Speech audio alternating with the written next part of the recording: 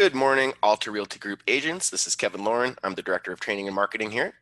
And today we are joined by our corporate broker, Travis Breton. Good morning, Travis. How are you today? Good morning, Kevin. How's it going? Fantastic. And we've also got Bill Seitz on the line with us as well. Let me see if I can bring Bill on the line.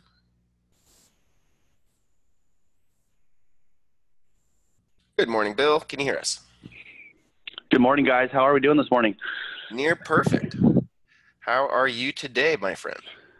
We are doing outstanding. Kevin, I know you've got some really good content to go through this morning, but as always, I like to mention a few things about the lending world and what we do day to day over here and the different products and opportunities that we bring to the table here at Clearview Mortgage. And this morning I have a special guest. Her name is Tara Marcordes, and we're going to get her on just in 1 second here. Okay. But before we do that, I want to welcome a few new agents to the webinar. And I think some of you may have been on maybe 1 week before, maybe not, but I know that Dawn Kearney is on this morning. So welcome, Dawn. Catherine Perozzi. Catherine, welcome. I know you just joined, so we're excited to have you on board. Marissa Ambrose has been with us a little while, so good morning, Marissa. Bobby Fierro, if you're on this morning, look forward to talking to you later this morning. And Leo and Sandra Garcia, new agents here in Orange County, so we're super excited to have them on as well. Cynthia Anderson from South Orange County, welcome, Cynthia. Yeah. And Para Amara Singh, Para, I'll get that right, I promise. We're welcome you back on board this morning as well. So you guys, thank you for joining us. And lastly, I have to do honorable mention for attendance because I think it's super awesome that Cam Evans is on every morning. Yep. Or every Wednesday, Mm-hmm. even though today's Thursday, and also Larissa and Ana Chavez with the Chavez team up in the Bay Area. So honorable mention to you guys. You guys are awesome. Thank you for always plugging in and being on the webinar. I think that what we do here is important, that we provide value to you guys. We keep it short, we keep it sweet, and let you guys get on with your day. But I do think it's important that we get this information and we can provide value to your business. So that being said, one more thing, Bill. I just want a quick honorable mention, an extra honorable mention to Anna and Krista, because they not only are they on the webinars every week, but they are, they'll pull me aside for an hour on, a separate screen share and a separate tutorial, and they'll do all the stuff that we are training on. So really, really good job, ladies. I'm really proud of you guys, and have a great year. So with that, Bill, take it away. Perfect. Kevin, can you get Tara on, or is she on? Yeah, let me, for some reason, Tara, it doesn't look like I have a microphone for her. She's on the 217 number, Kevin. Oh, there we go. I can do that. Good morning, Tara. How are you?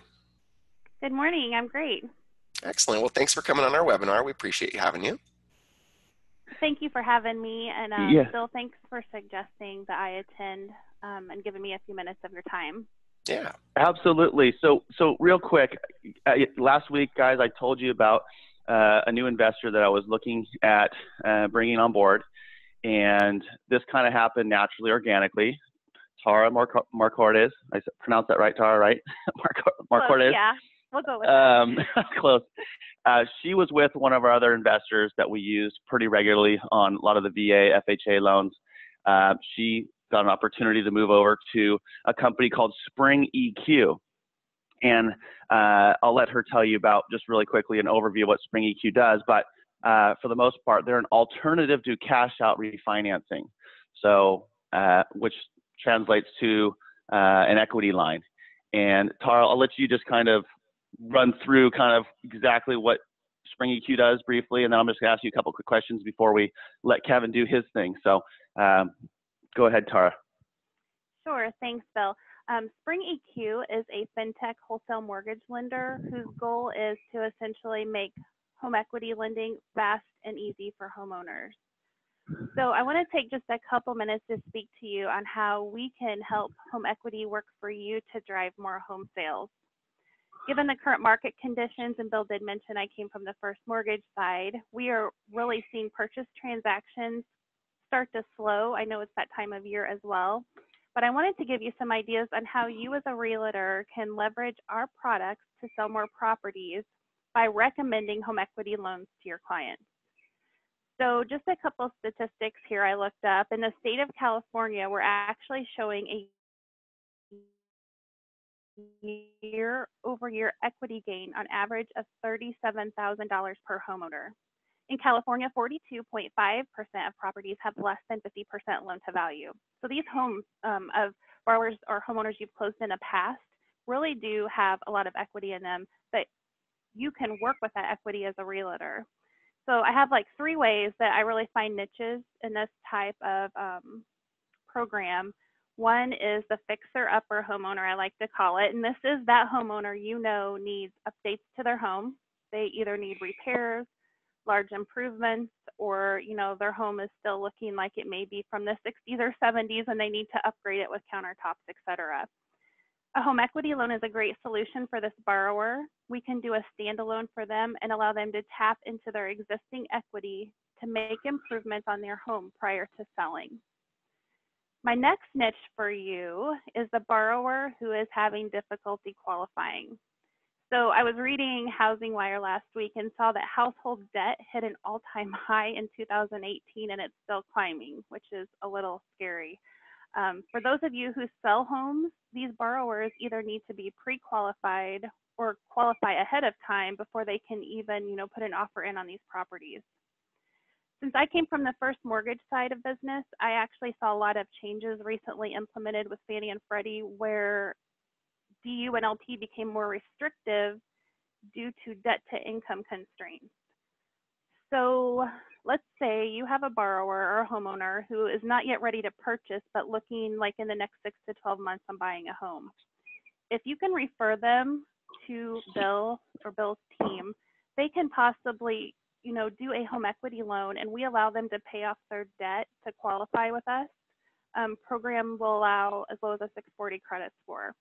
So then what they can do is work on their credit for the next few months so that when they're ready in the next 6 to 12 months to purchase, their credit has been repaired. No, that's a great great way to do that, Tara. That's I didn't even think about that.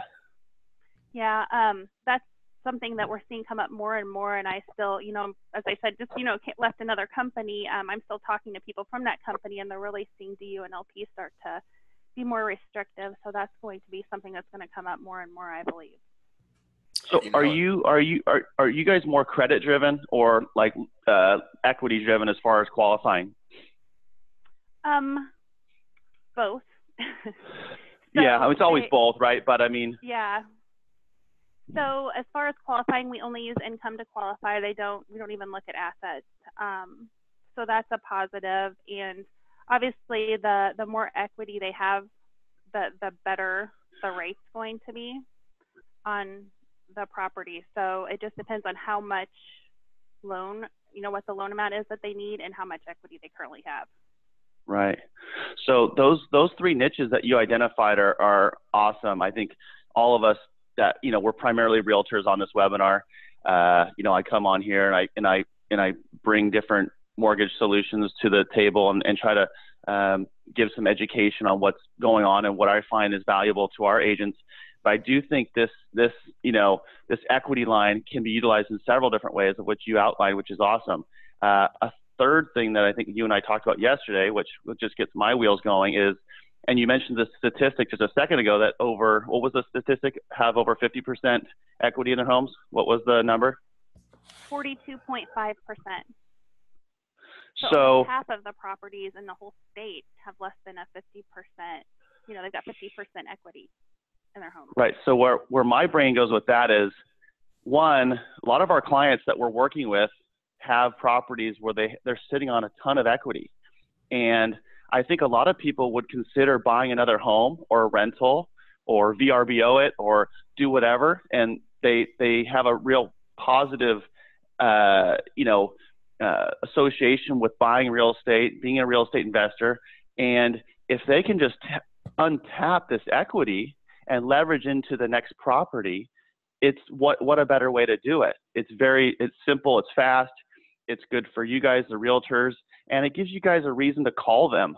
I mean, if you know that you sold a home to a guy or gal 8 years ago, and they have, $400,000 or $500,000 of equity, well, it doesn't hurt to call them and say, hey, we sold your home. You're looking at you're sitting on a ton of equity. Would you like to look at potentially buying an investment property, or is that something that would interest you? And it just gets the conversation going. And I bet you that you'd be surprised. A lot of different customers of yours out there would be open-minded to it. And it's all about having a plan and having the right resources, right? Absolutely, and it Bill. helps them maintain their liquidity too. That's going to be the big thing as well. So maintaining liquidity. Yeah. Well, and that lends a lot to what we're going to talk about in the webinar today, which is, curating content, which, a lot of people, are looking for reasons to, you're always looking for something to post. You have to have a reason to contact your clients. And so curating content in this respect for things like mortgage rates and different programs that are available to your clients, that's a great excuse to contact these people, right? 100%. And I'll just leave it at this, and I'll let you get going, Kevin. I know this ran a little bit longer than probably we anticipated, but I think it's a good topic. I think it's a worthy topic. Just, you guys, we want you to be the experts in the field. We want you guys to have the tools to be better than the next realtor. Not just that you can go open the lockbox and open the home and be like, okay, here's the home. Anybody can do that. But if you can really wrap your head around the full spectrum of the real estate world, and even start working your education up a little bit on the lending side. And a lot of you guys do have a pretty savvy background, but it took me many years to understand more and more about how all of it works together and how we can provide value. I think it's good stuff to know and understand. So I want to thank Tara for coming on this morning. I'll be speaking to you in the next couple of days for sure. And thank you, Tara. Yeah, Tara, thanks so much. Guys. Thank you. Bye-bye. All right. Have a great day, Tara. All right. Bill, thank you so much for bringing Tara on. That was great. So without further ado, we're going to hop right into our discussion for today. So curation. What is curation? What does it mean? So curation is taking an excerpt or a small amount of an article or something that's already been written and posting that into whatever you're posting. So where to curate content: blogs, social media, newsletter, email drip. Those are kind of the basics. So curating content is it's an easy way to get content. We always have to have an excuse to, reach out to our clients in blog posts, social media, newsletters, email drips, all those things. So a great way to do that is to go to really anywhere. Tara mentioned housingwire.com. Housingwire.com is a great spot for real estate tips, buyer and seller tips, anything like that. What you can also do is just literally go to Google and type in something like home buyer and seller tips. And there's all kinds of information that you can link to. And curating content is basically, providing a link to an article and a small excerpt perhaps of the first paragraph or two. And then you can, write your synopsis of what this article is about. So that's kind of the basics of curation. Travis, would you have anything to add to, just the basics of curation there? No, I mean, that pretty much covers the basics. Sorry, I had to jump in the car real quick. My wife has a flat tire, so I have to go save her. But hopefully you can still hear me up the Bluetooth. We can hear you. We can hear you okay, Travis. Yeah. That kind of stuff happens. Not a problem. So yeah, I know. So I really like curating stuff about mortgage programs because there's a lot of people out there a lot of consumers that don't think they can qualify for a loan for certain reasons, whether it be credit or, the scenario they're in. And so, putting some of this information out there, even if you don't know all the details, obviously we do somebody on board who does, and that would be Bill or any lender that you're probably working with, and directing them over to them. So really, you're just trying to get the conversation started, know, the bullet points of what you're talking about, and then direct them over to the expert to get them qualified. So it's a good way to, reach out and find some people that, want to buy, but just don't think they can. So there's a lot of consumers out there like that. Oh yeah, tons. And so, mechanically, let me just show you the way that we do this mechanically. So in our agent marketing platform, we have a blog. And so the blog is in this personal area in blogging. So literally it's as easy as this. And Marcella's got one. I think she's practicing this stuff, so she's doing a good job. Let me just click on her little home sale thing here. So she's got a nice little image, and she's got a little, excerpt. Pending home sales dropped back in July and have now fallen on an annual basis for 7 straight months. And then she's got a link to Rise Media to this, article about that. So this would be, this is kind of this is a real short and simple little curation deal that she's done. But really the best way to do it is to take an excerpt of, take like the first paragraph of this link here. So, the way that I would do this is I would click on this link. It would bring us to this, this great article. I would take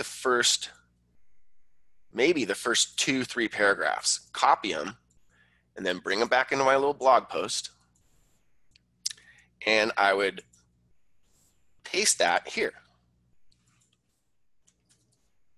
And so now I've got this excerpt of what this article is going to be about.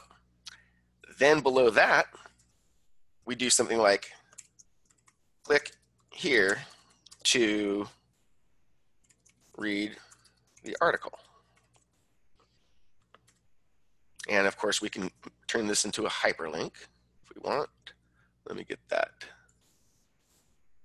This is our URL. So I copy the URL and I paste it. I'm going to create a hyperlink here. This is our little hyperlink button. And I'm going to paste my URL in here. Advanced. Sometimes you can do a lot of interesting stuff here. What you really want to do is you want to open this thing up in a new window. So that means your window is going to stay there. Your blog post that this person's reading is going to stay there. But when they click on that link, it's going to open a new window, a new browser, so both of them are open. So that's a really important little deal. Then we click OK, and now we've got this nice little excerpt here. So now what I do is we put in our synopsis of what this article is about. So we say, hey, I found this this article very, very important with respect to blah, blah, blah. And literally it can be a 1-sentence thing. It can be a couple paragraphs that you're describing what they're about to read. And then of course you would go over here, select a featured image. I'm not going to do it. You'd put a nice appropriate title and you'd save it, and then that goes into your blog. By the way, guys, we do have a chat feature in this system. So if there's any questions that you have while we're going through this stuff, don't hesitate to ask questions. So at this point, does anybody have any questions about the mechanics of curating on a blog post? Because this is exactly how we do it. Travis, anything to add there? All right, Travis may be dealing with his wife's flat tire, so we'll continue. So anyway, this is how you would curate a blog post. So we can do the same exact thing, guys, with social media. So social media posts would look more like this. So, and almost the same thing. Now in social media, one of the cool things is when we highlight our URL and we copy that and we pull that into our social media area, or our post area, and we paste that, it will pop up it'll basically read that website, and it will render its own image. Now, if we don't like the image, we can click here and we can add our own image to make something, that looks really nice. So we can, and the same thing here, once we've dropped our URL into this area in the posting area, now we can actually back out all of this information, all this URL, and we can put in our synopsis of what this blog post is going to, or what this article is about. We can say, I found this article extremely helpful, blah, blah, blah. And when we go down here and we post this, I'm not going to do it. Well, why not? So now, if I had a really nice synopsis of what this article is about, so people would look at this because this will obviously come up in their feed, and they'll say, "Oh, that's neat." They'll click on this, and it goes directly to that article. So that would be how mechanically you would do curation for a social media post. So guess what? Same thing applies with our email. And let's see, I think we did lose Travis. Travis, did we lose you? All right, he's being the hero, the knight in shining armor. He's out there helping his wife. So then, of course, in our agent marketing system, we have our email drip campaigns. So in our email drip campaigns and monthly newsletters, we can have a curated content. We can have curated information. And we're able to provide that to our clients and give them some really, really, really good information. So, and one thing I want you guys to do, please do this. Go to our friend David Solomon's website. Here's the URL. And David has probably the best newsletter that I've seen. So here's David and his mom. They're the Solomon team down in LA. They have a great newsletter. I encourage you guys to go and sign up for their newsletter, and that will give you really good ideas of what to post in your newsletters. They do really, really, beautiful newsletters. They look great. They're informative. Most of the time, the very first thing that pops up is not about real estate. So they're really good about engaging their clientele, and and they work in the West Los Angeles area. So they have a lot of cool things about, what's going on in West Los Angeles. So it doesn't always have to be, real estate related things that we're linking to. We can also, do stuff like Travis and Bill was mentioning earlier, mortgage stuff. I mean, great information. So just those programs that Tara was able to go through are fantastic things to put into a blog post, social media, email drip, monthly newsletters. So you're becoming the expert, and you are consistently educating your clients on certain aspects. So what does that do? Number one, keeps you top of mind. You're contacting these people on a regular basis, and you're giving them very, very valuable information. And then, of course, the second part of that is, you are, becoming the expert. Your area. What you're doing in that area. So really, really good stuff. And then the last thing I want to show you is mechanically how we would do that in our newsletters. So with our agent marketing system, and also just know that the agent marketing system does come with completely customized, well, I'm sorry, not customized, but completely done for you email monthly newsletters. All you have to do is click this default button right here. And all of these, as long as you have your clients enabled, let me just show you real quick, for monthly newsletters, they'll get these newsletters. So all you would have to do is turn on monthly newsletters, and that person will start to get these monthly newsletters. So really, really good stuff. Easy, easy. There's no excuse to not be contacting your clients on a regular basis. So let's go back to leads and email drip. And so, of course, the monthly newsletters, you can add newsletters. You can get rid of the canned ones, and you can completely edit it and make your own. But I think it's a great thing to at least have this as a start. And that way, you know, you're going to be communicating with your clients, but definitely go into these, add some curation, add a few different links to a few different helpful articles. It's a really, really great idea. So with that said, anybody have any questions, please put them in the chat. And I think we still have Bill on the line. Bill? I'm still here, Kevin. Okay, good. Yeah, unfortunately, we lost Travis. But That's okay. I do have a couple comments on this, Kevin, sure. because I think a lot of you, or some of you that have been in the company for a while, you guys do see that I do put out a CVM, Clearview Mortgage Friday update. So that's kind of what I do internally. It's on my calendar. Kevin's kind of helped me, when we got this portion of the business started, got me on the regular habit of doing this as well. And, it's something that I do every Friday. If I know I can't do it on Friday, I will do it ahead of time and during the week, or sometimes I'll do it maybe 2 in 1 week.